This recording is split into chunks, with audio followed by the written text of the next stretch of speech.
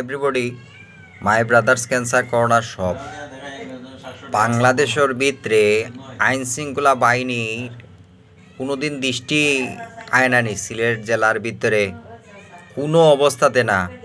সিলেটি একটা মানুষের ব্যবসা সহ গায়েব গুম খুন বাংলাদেশের শীর্ষস্থানের লোক হয়ে গেছে।